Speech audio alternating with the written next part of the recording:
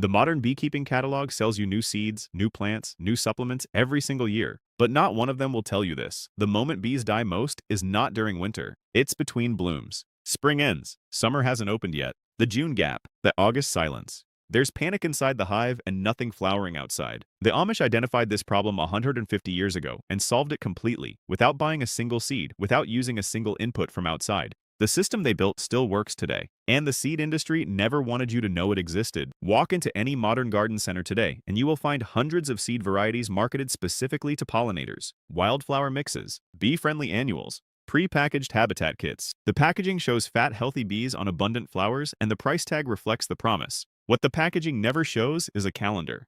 Because if it did, you would immediately notice that almost every plant in those mixes blooms at the same time. Late spring to early summer. A brief explosion of color and then silence. The industry sells you abundance for 6 weeks and calls it a bee garden. The Amish called that a trap, not because the plants are wrong, but because the timing is catastrophically incomplete. A colony does not starve during the worst month of winter. It starves during the 3-week gap in June, when the fruit trees have finished and the summer flowers have not yet opened. That gap has a name among experienced apiarists.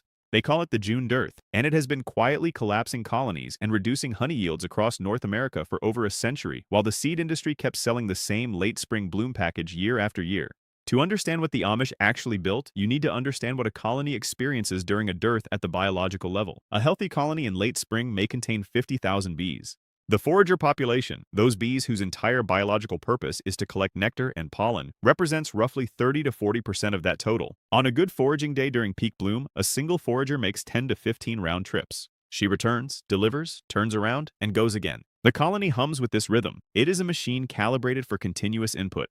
Now remove the flowers. The foragers still depart. They fly wider search patterns, burning calories they cannot replace. Some return empty. Some do not return at all. The nurse bees inside the hive continue feeding larvae at the same rate regardless of what is coming in, because the brood demand does not pause because the forage has. Within days, the colony begins consuming its stored honey reserves simply to maintain brood temperature and feed developing larvae.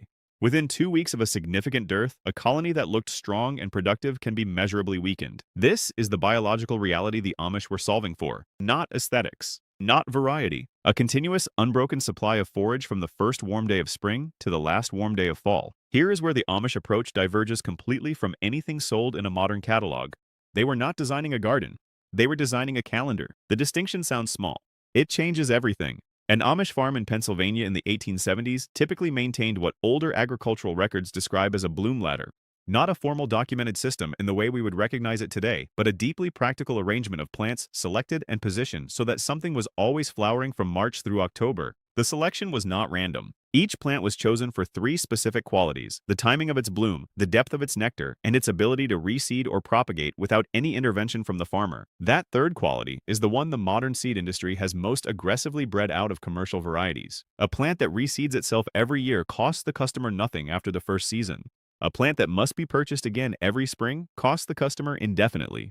The Amish were not interested in plants that required annual purchasing. They were interested in plants that worked the way a well-built fence works, once established, maintained by natural process, requiring almost no input, lasting for generations. The structure of the bloom ladder as practiced on Appalachian and Midwestern Amish farms in the second half of the 19th century followed a logic that modern pollinator gardening has only partially rediscovered. It began with the earliest possible sources, not the ornamental crocuses sold in garden centers, but willows. Specifically, native willows positioned near any available water source, fence line, or field edge. Willow catkins open in late February and early March in most temperate North American climates, often while snow is still on the ground. Their pollen is dense with protein, precisely what a colony emerging from winter cluster needs to begin raising brood. The Amish did not plant willows because they read about pollinator science. They planted willows because they observed, season after season, that colonies with access to early willow bloom expanded brood faster, built population earlier, and arrived at the primary spring nectar flow in stronger condition than colonies without it. Observation preceded theory by decades. After willows came the fruit trees, which most farms already maintained for food production, requiring no additional planting. After fruit trees, red and white clover seeded directly into pasture and field edges at no cost because clover fixes nitrogen into the soil and was maintained by grazing animals that spread and re-established it naturally. This is the first layer of the system. Free plants. Timed blooms. No catalog required.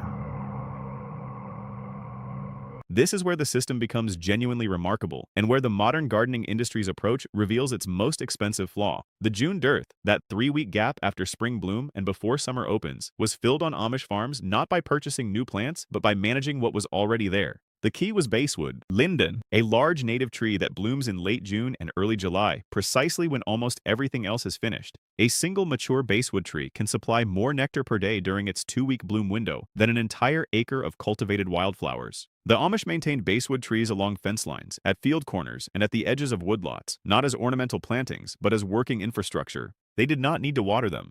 They did not need to fertilize them. They did not need to replant them. A basswood tree properly established produces for a century or more. The nectar yield per acre of mature basswood canopy in a good season was documented in early USDA agricultural bulletins as among the highest of any North American native plant. This is the gap filler the seed industry cannot sell you because it cannot fit in a packet, cannot be replanted annually, and once established belongs to whoever planted it permanently. Now consider what happens after basswood finishes. This is the second gap that modern pollinator gardens almost universally fail to address, the August silence. By early August, the summer wildflower peak has passed in most temperate regions. Goldenrod and aster have not yet opened. The colony is at its largest population of the year, with maximum forager numbers and maximum consumption demand, and in many modern apiaries, almost nothing is flowering. The Amish filled this gap with two plants that are today considered weeds by most commercial landscaping and agricultural standards, goldenrod and wild aster. Both are native. Both spread aggressively without any intervention. Both provide exceptional late-season nectar and pollen at exactly the moment when a colony needs to begin building its winter stores. The conventional modern response to goldenrod in a field or fence line is to spray it. The Amish response for 150 years was to let it grow at every field edge, fence row, and unused corner they managed. They did not cultivate it. They did not seed it deliberately. They simply did not destroy it. That single act of restraint, of not spraying, not mowing, not clearing, and that in order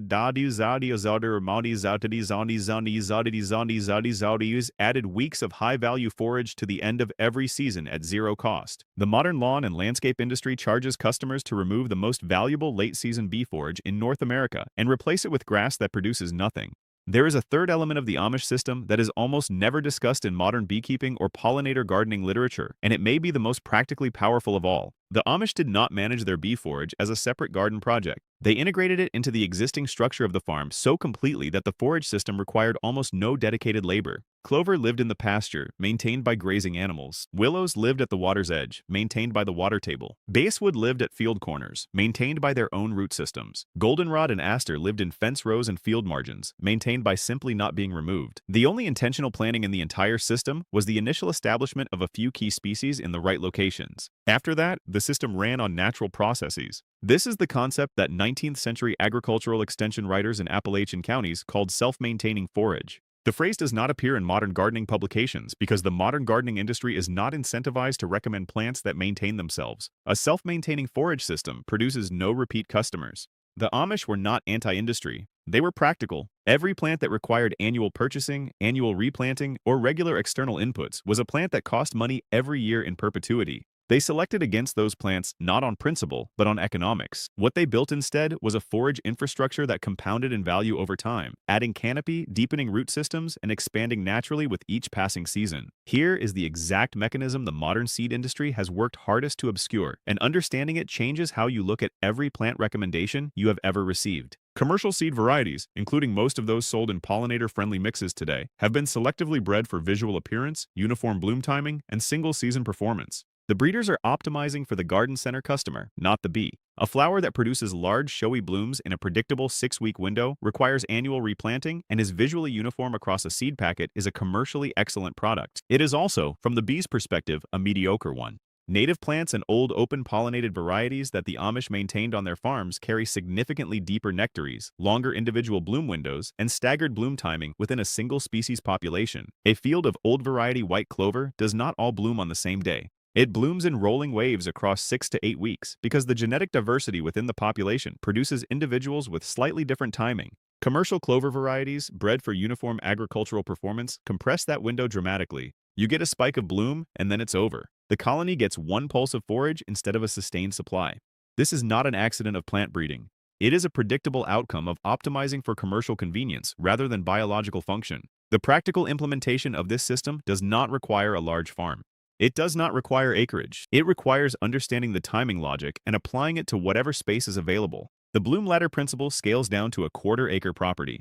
The sequence remains the same: an early source that opens before anything else, a mid-spring bridge that carries the colony through the fruit tree gap, a late spring anchor that holds the forager population through June, a summer gap filler positioned to open precisely when everything else finishes, and a late-season reservoir of goldenrod and aster that allows the colony to complete its winter stores without the beekeeper needing to feed sugar syrup as a substitute for forage that should have been there all along. Each of those layers can be established from native seed sources, divisions from existing plants, or simply from allowing what is already growing in fence rows and field margins to remain. The startup cost of a properly structured bloom ladder on a typical small property using native species and open-pollinated varieties is a fraction of a single season's worth of commercial pollen substitute and supplemental feeding. The ongoing cost after establishment is essentially zero. That cost structure is precisely why it does not appear in a catalog, does not generate repeat revenue, and is not taught in the courses and workshops sold by the modern beekeeping supply industry. The historical record of this system is not obscure. It was documented in American agricultural extension bulletins throughout the late 19th and early 20th centuries. County agents working in Appalachian and Midwestern communities recorded the forage management practices of Amish and Mennonite farms with consistent specificity. What those records show is not a romantic attachment to old methods. They show consistent honey yields on farms that maintained the bloom ladder system, yields that remained stable across variable seasons because the forage supply was diversified enough that no single bloom failure could collapse the entire calendar. A late frost that killed the apple blossoms did not eliminate the colony's spring forage because willows had already opened 3 weeks earlier. A dry summer that suppressed clover did not eliminate the mid-season supply because basswood is deep-rooted enough to nectar through moderate drought. The redundancy was built in. This is the engineering principle that modern monoculture pollinator gardens fundamentally lack. A single species or single season planting has no redundancy. One bad month eliminates the entire system. The Amish bloom ladder had never been designed for a single perfect season. It had been designed to function across bad seasons, variable seasons, and unpredictable seasons, because those are the only seasons that actually exist. The bees have not changed. A forager bee in 2025 responds to the same forage signals, follows the same biological calendar, and starves during the same gaps that a forager bee in 1875 did. What has changed is the landscape around the hive and the economic system that shapes what gets planted in it. The Amish bloom ladder was not a technique invented by exceptional beekeepers. It was the natural outcome of a farming culture that could not afford to buy inputs year after year and therefore built systems that sustained themselves. That constraint produced something that unlimited purchasing power has consistently failed to replicate. A forage calendar that covered the entire season, cost nothing after establishment, improved with age, and kept colonies strong through gaps that still collapse modern hives today. If you keep bees and you have experienced that midsummer silence where the hive goes quiet and the supers stop filling, the answer is almost certainly not a new supplement, not a new treatment, not a new hive configuration. The answer is in what is, or is not, flowering in the 6 weeks surrounding that silence. The Amish knew this. The bloom ladder they maintained knew this. The question is whether the beekeeper standing at the hive entrance today is willing to look past the catalog and build something that does not need to be purchased again next spring. Leave a comment below. What is the longest forage gap your bees face each season, and what month does it fall in? If this breakdown gave you a clearer picture of what your apiary's landscape is actually doing, subscribe. There is more of this kind of thinking where it came from.